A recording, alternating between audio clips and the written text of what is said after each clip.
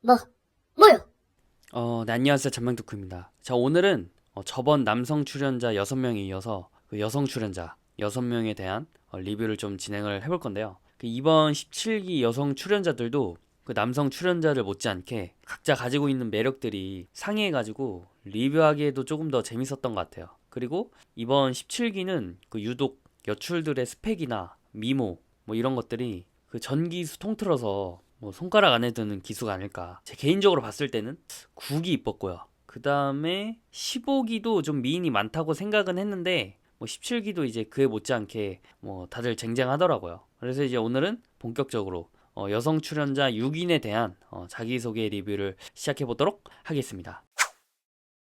첫 번째는 영숙님인데요. 그 고려대학교 학사부터 박사까지 졸업을 했는데 심지어 이공계열이라고 합니다. 그러니까 이제 괴물이란 얘기죠. 하고 있는 일은 박사 연구원, 연구 교수로 일을 하고 있는데 본인 입으로 이제 계약 교수라고 사전 인터뷰 때 이제 이야기를 하더라고요. 이제 물론 이제 명문대 뭐 연구 교수 계약직이랑 일반 조소 계약직이랑 같냐마는 본인이 이제 정규직이 아니라 계약직이라는 거에 뭐 컴플렉스가 있었다라고 한다면 뭐 이야기를 안 했겠죠. 그 정기수만 봐도 너네 의대생 만나봤냐 뭐 이런 얘기는 하고 있는데, 그리고 이제 자기소개가 끝나고 남출 여출 다 모여있는 자리에서 내가 이제 밖에서 박사라고 이야기를 하니까 남자들이 나한테 안 다가오더라 뭐 이제 이런 식으로 이야기를 했는데, 이게 이제 반은 맞고 반은 틀린 말이죠. 뭐 이제 전부가 그런 건 아니겠지만 보통 남자들은 여자가 이제 자기보다 학벌이 떨어지고 능력이 없더라도 뭐 사실 크게 신경 안 쓰거든. 그게 그렇게 중요한가? 중요한 건 이제 외모가 이쁘냐,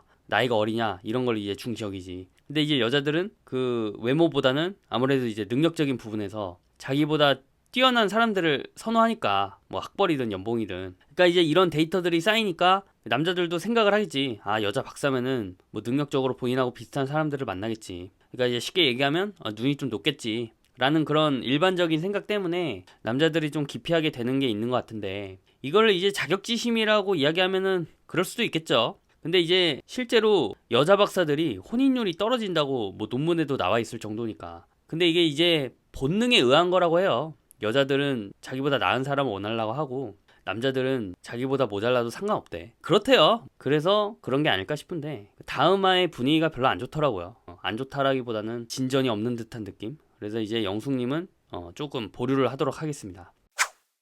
두 번째는 17기 정숙님인데요. 국내 대기업 LG를 다니고 있고 좀 특이사항이 있다면 아버지 사업으로 태국에서 10년을 살았고 이제 국제 왕립학교를 다녔다라고 했는데, 뭐 이거를 이제 쉽게 요약하자면 집에 돈이 졸라 많다는 얘기죠. 그리고 이제 다른 특이사항은 연애를 2번을 했는데 그 2번의 연애 기간이 3일이랑 3개월. 그것도 이제 마지막 연애가 10년 전이라고 했습니다. 그러니까 이제 거의 모태솔로라고 봐도 무방한데, 제가 이제 무지성으로 정숙님이 좀 연애 경험이 적은 이유를 좀 추측을 해보자면 뭔가 좀 이성적인 관계에 좀 소극적인 사람이 아닐까. 이 소극적인 것도 상대적인 건데, 쉽게 얘기하자면 연애에 막 그렇게 간절하지 않은 느낌. 뭔가 이제 한번 연애해보고 싶긴 한데 그렇다고 이제 남자한테 간쓸게 빼줄 정도는 아니고 괜찮은 사람 있으면은 한번 만나볼까 뭐 이런 느낌. 그러니까 이제 뭔가 잘 되려면 좀 도전적으로 돌진하고 쟁취하고 여지 보여주고 이런 게 있어야 되는데, 너무 철벽이거나 상대가 불편할까봐 조심스러워하는 뭐 일종의 이제 적극성 부재가 아닐까 싶은데, 다음 화에 이제 영수님이 조금씩 건들더라고요. 그래서 이제 정숙님도 뭐 딱히 이게 나온 내용이 없어서 조금 더 지켜보도록 하겠습니다. 처음에 이제 사전 인터뷰 때 화장, 뭐 비접점 부서, 뭐 유니폼 이런 단어를 사용을 해가지고 많은 분들이 승무원이다 뭐 이런 예측을 했는데 기가 막히게 빗나갔죠. 직업은 간호사라고 합니다. 첫인상도 영수님을 선택했고 데이트 선택도 영수님에게 선택을 받았는데, 영수님이 영자님을 선택한 취지는 이제 여기까지 왔으니까 이제 한 명씩 대화를 해보자라는 취지에서 이제 영자님을 선택을 한 거죠. 근데 이제 저는 이제 이 장면을 보자마자 영수님이 머리가 되게 좋다라고 생각이 든 게, 사실 영숙님이랑 약속한 게 전혀 없었거든. 근데 이제 실제로는 여지를 어느 정도 두되 다른 사람한테 가는 이제 전략을 사용하니까 오히려 영숙님이 조바심을 느끼잖아요.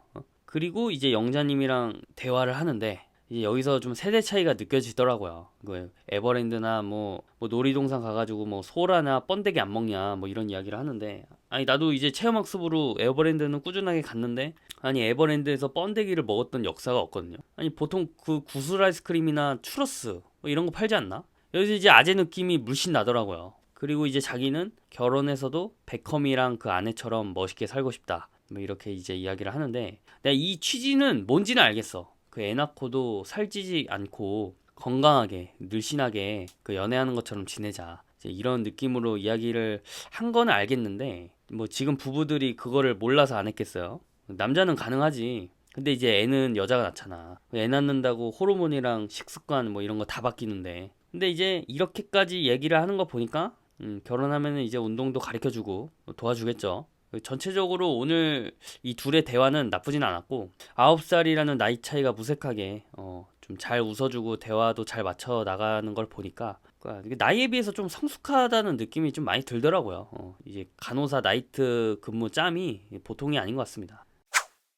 나이는 33살, 직업은 이제 흑염소를 진액으로 만드는 뭐 그런 일을 하고 있다라고 했는데, 이제 그거를 말하고 귀여운 흑염소 영상을 첨부를 해주는데, 그 저 영상에 나오는 흑염소 애들이 진액으로 만들어진다고 생각을 하니까 그것도 좀 느낌이 이상하더라고요. 근데 이제 옥수님은 조금 의외였습니다. 선택을 많이 받을 줄 알았는데 한 표밖에 못 받았어요, 광수님한테. 그리고 자기소개 때 이제 호감이었던 부분이 뭐냐면, 내가 이전에 이제 어느 학교를 졸업을 했고 국내에서 뭐 어떤 회사에서 근무를 했는지 이거를 뭐 크게 어필하지 않았다는 거. 물론 이제 말했는데 편집이 됐을 수도 있지만 이게 매력적이더라고요. 이게 오히려 막 있는 거 없는 거 다 끌어다가 이미지 안 좋아지는 경우가 있는데, 그래서 이제 왜 이야기를 안 했을까 그거를 한번 생각을 해봤는데, 뭐 딱히 어필을 할 필요성을 못 느끼지 않았나. 이제 그런 거 없이도 잘할 수 있어 라는 나름대로 자신감이 있는 게 아닌가 라는 생각이 들었는데, 근데 이제 이런 옥수님도 조금 남자로서 흠칫할 수 있는 부분들이 있기는 하더라고요. 첫 번째는 이제 지역 이동이 어렵다는 거. 근데 이거는 이제 어쩔 수 없죠. 그리고 이제 두 번째는 대가족이라는 거. 저는 아직도 힘든 것 같아요. 그 어르신들한테 그 싹싹하게 안녕하세요, 뭐 전향하세요, 술 받고 이제 저희 갔다가 여기 갔다가, 그리고 이제 주기적으로 뭐 연락드리고 이런 게 제 스타일은 아닌데, 이제 오히려 남출들 중에서는 상철님 같은 분이 저런 이제 대가족 같은 분위기에 더 잘 어울리지 않을까. 그러니까 이제 소위 말해 업된 텐션이 어르신들한테 좀 더 사랑받지 않을까라는 생각이 들었는데, 반대로 이제 광수님이 만약에 저 대가족 사이에 들어간다면 좀 조화롭게 융화될 수 있을까에 대한 의문이 들기는 했고, 그래서 이제 옥수님은 조금 더 지켜보도록 하겠습니다. 수년 동안 패션을 공부해보고자 파리에서 유학을 했고, 지금은 이제 마케팅 스타트업을 운영하고 있다, 뭐 이제 이렇게 이야기했는데, 처음에는 이제 홍보의 관종인 줄 알았는데 그게 아니더라고요. 이상형을 이야기를 했는데, 저는 이제 예상했던 게 제 이상형은 데프콘입니다. 웃기고 유머러스하고 뭐 이런 뻔한 이야기로 좀 밑밥을 까는 그런 이야기를 할 줄 알았는데, 나는 이제 차태현 씨 같은 스타일을 좋아한다 라고 이야기를 했죠. 이제 그거를 들으니까 이해가 확 되더라고요. 대충 이제 그런 이미지요. 이 여자 저 여자 보지 않고 한 여자만 진득하게 바라보는 해바라기 같은 스타일, 자상하고. 그래서 이제 이런 이성관이 어디서 나왔나 보니까 아빠한테 나왔더라고. 아빠가 사랑꾼이더만.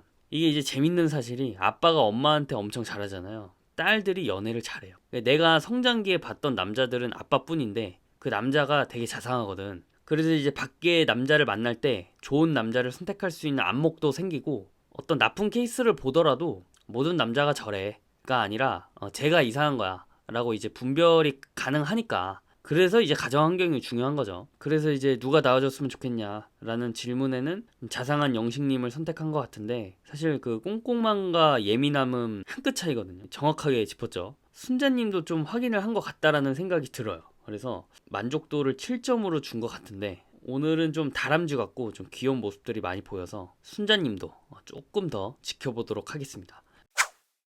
이제 다음은 현숙님인데요. 88년생으로 만으로 35살, 36살이죠. 17기 여출 중에 유일하게 80년대생. 나는 이제 나이가 있다 라고 하길래 한 38 되나? 그렇게 이제 생각을 하고 있었는데 36이라고 하네요. 그 회계사가 된 이유는 쉽게 이야기하면 경력 단절을 고려해 봤을 때 이제 언제든지 일할 수 있는 직업을 가지고 싶어서 전문적인 직종을 선택했다 라고 이야기를 했는데, 저는 이제 그 이유를 듣자마자 너무 멋있는 거예요. 왜냐하면 사실 기업이 자선단체는 아니잖아요. 일하지 않는 노동자에게 돈을 주고 이런 것들이. 물론 이제 출산율과 가정의 관점에서는 무조건적으로 필요한 거지만 기업의 입장에서 봤을 때는 뭐 출산율과 이런 거는 이제 마이너스니까 뭐 이런 사회적인 문제들이 지금도 딜레마인데 그러다 보니까 이제 피해를 보는 게 그 애를 낳은 여성들이죠. 근데 이제 나는 그런 거 이제 눈치 안 보고 내가 공부해서 내 몸값을 키운 다음에 내가 복귀하고 싶을 때 복귀하겠다. 이제 이런 거니까